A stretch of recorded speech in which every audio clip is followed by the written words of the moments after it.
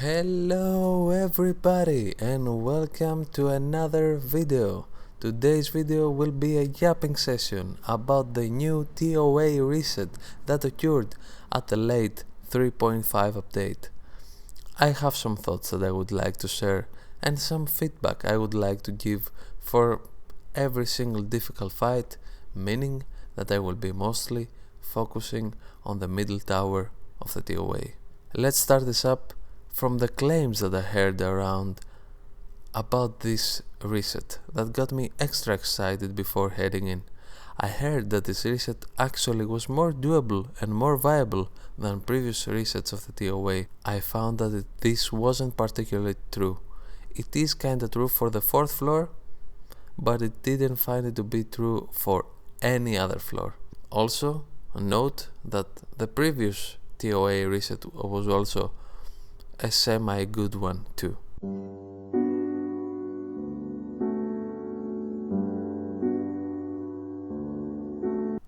Heading to the 1st floor, and we're up against the sentry construct, which isn't the worst boss in the world, but it can get somewhat annoying when it does the whole whirlwind attack.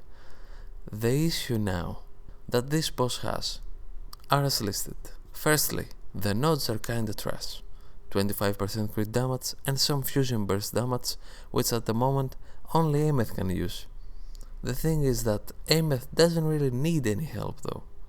She already is strong enough and can clear this really easily. All I'm saying is that the nodes could have been more generic or even more helpful towards other characters. A small PS here. This wouldn't be an issue if the HP inflation wasn't all that bad. Secondly, this boss is flying and is annoying to fight. I have a tip that might help out with this part though.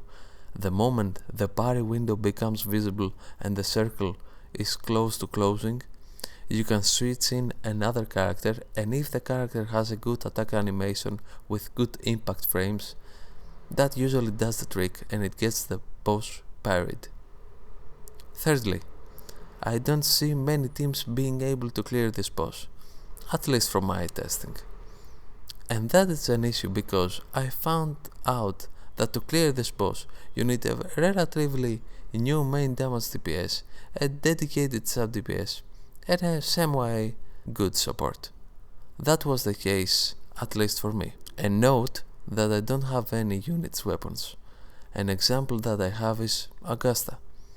I know she has 10% resistance against Electro, but still, I wasn't able to clear with Augusta, Yuno and Soulkeeper, which is a premium team to note. And I don't have Augusta's weapon, I have the Battle Pass weapon, rank 5. Something to also keep in mind is that, yeah, if you're hella good at this game, you will get a clear. The problem is that the biggest majority of the game's players base will not. The 1-2-3 rotation doesn't seem to be so viable with free-to-play teams, not having dedicated sub-DPSs or weapons or both. Again, that was my experience with this boss.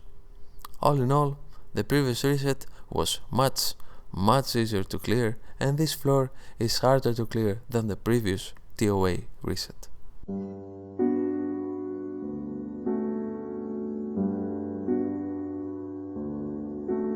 We are heading to the 2nd floor, and we're up against the dancers, a bird, and our favorite, a Lampilumen Myriad. The issues now, let's head straight into them. Firstly, again, the nodes are the same restricted ones, 25% crit damage, fusion burst increased damage. HP inflation is still a lingering issue though, otherwise it wouldn't matter all that much.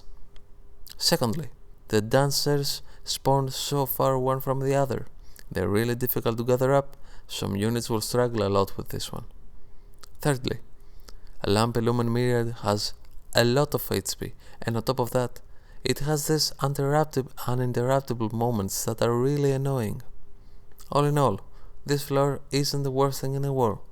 If the dancers though don't cooperate, RNG generally in this floor can screw you up immensely.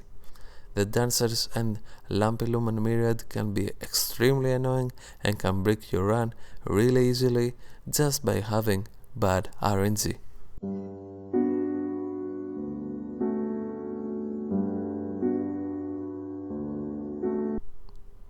Heading to the third floor.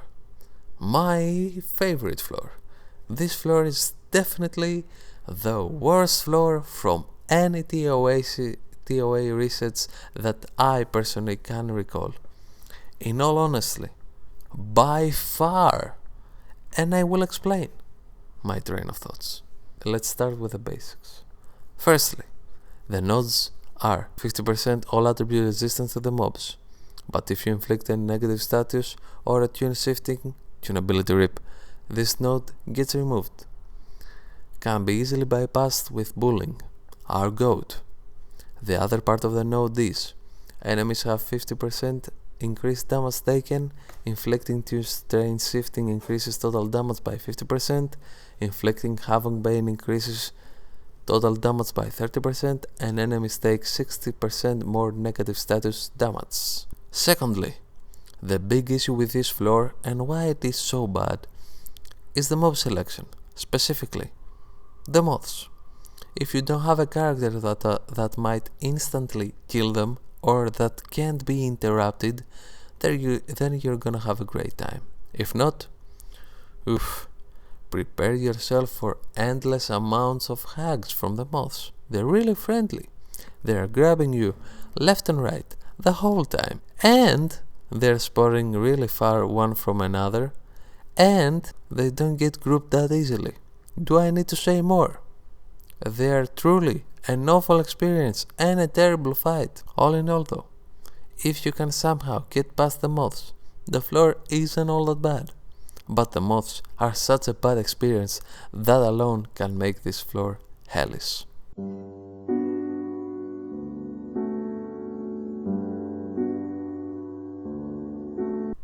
Heading straight into the fourth floor. This floor is the most noticeable improved floor by far. This floor is much more manageable and much more friendly than other TOA resets. The floor consists of two bosses, Sigillum and Fallacy of No Return, and they have the same nodes as the third floor. The nodes are listed as goes: 50% all attribute resistant to the mobs, but if you inflict a negative status or tune shifting, as I said previously, tunability rip, this node gets removed. Can be easily bypassed with bullying, again the goat. The other part of the node is enemies have 50% increased damage taken, inflicting tune strain shifting increases total damage by 50%, inflicting Havoc Bane increases total damage by 30%, and enemies take 60% more negative status damage. Now, the bosses. Sigillum was great, actually. Easily staggered and didn't have that much HP as I thought he would have. He was pretty fine, actually. The Fallacy No is a different kind of story. He's a whole lot more beefier, and he can get annoying when he gets the uninterruptible phase that attacks like a madman. All in all, I believe that this is the most manageable and viable last floor we had in a while. Great bosses and great overall experience. With a couple of retries, it's definitely clearable.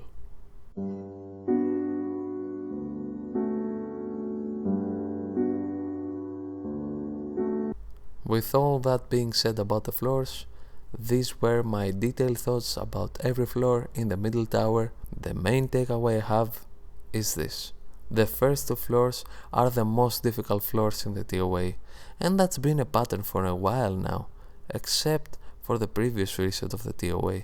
The third floor is a mess. Please don't ever input these moths ever again, or at the very least don't spawn them that far away one from the other. And lastly, the last floor was great. The only thing to note is the nodes. Make them synergize with tunability, not tune stray shifting rapture. It restricts some units like Lucy and Rebecca. PS. I didn't mention any of the side tower bosses because I cleared them with solo Cartethia, and I have a video about that if you wanna check it out. They weren't all that bad.